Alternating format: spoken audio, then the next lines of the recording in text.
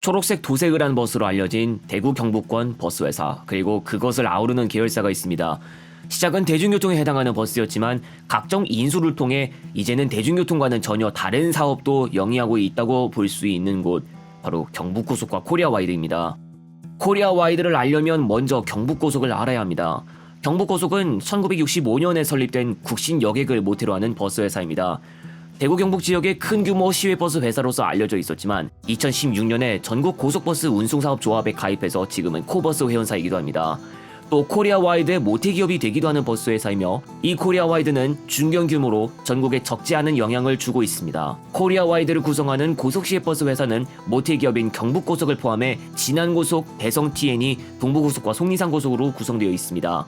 진안고속은 1962년, 대성TN이는 1950년, 동부고속과 속리산고속은 각각 1971년, 1967년에 설립됐습니다. 경북고속의 모태가 되는 국신여객은 1965년에 설립됐는데, 과거 당시엔 국신여객과 함께 경북, 아진, 영남, 제일여객 등의 회사가 있었고, 각자의 회사가 각자의 구간이나 지역에서 시외버스를 운행하고 있었습니다. 국신여객은 시외버스 외에도 시내버스를 운영하기도 했다가 1980년대 구미시내버스, 문경시내버스, 의성군버스 부문에 한정하여 회사가 독립됐습니다. 각 5개 회사가 1999년까지 포지션이 유지되었다가 국신여객을 주도로 통합 경북고속이 탄생하게 되는데, 2000년에 경북여객, 2001년에 아진여객과 영남 제일여객이 합병되었습니다. 몇 년 뒤 경북고속에서 경북코치 서비스로 정식 사명이 변경됐지만 대내외적으로는 경북고속을 알리기도 했습니다. 코치라는 단어가 긴 거리를 버스로 운송하는 의미이기도 해서 의미에 맞는 사명이긴 했으나, 기존 고속이나 여객이라는 명칭이 익숙한 사람들의 입장에서는 바로 알아듣기 힘들었을지도 모릅니다. 그 뒤 다시 변경해서 코리아와이드 경북이었다가 다시 현재 경북고속으로 변경된 것입니다.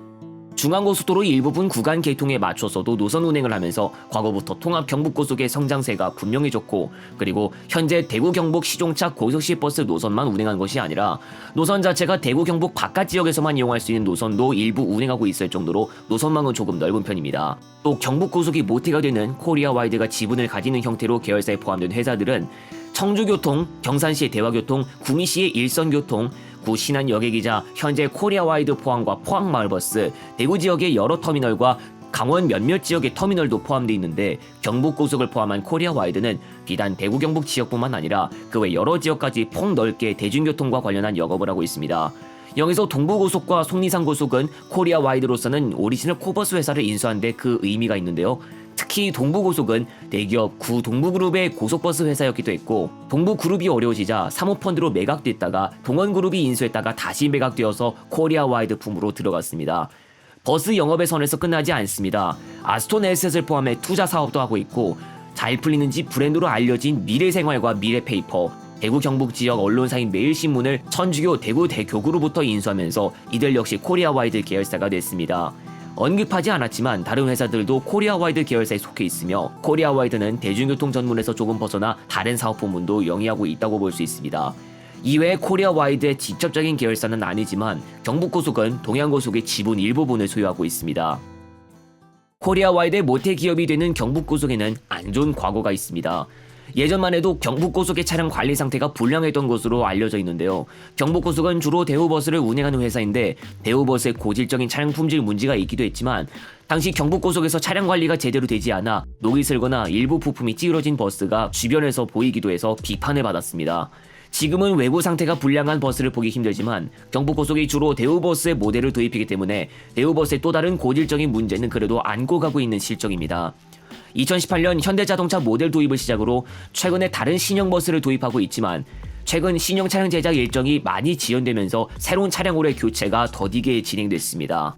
동부고속 인수 시기쯤 전후로 코리아와이드에 있었던 회사들의 노선이 대거 정리됐는데요. 진안고속에서 운행했던 노선들이나 경북고속에서 운행했던 여러 노선들,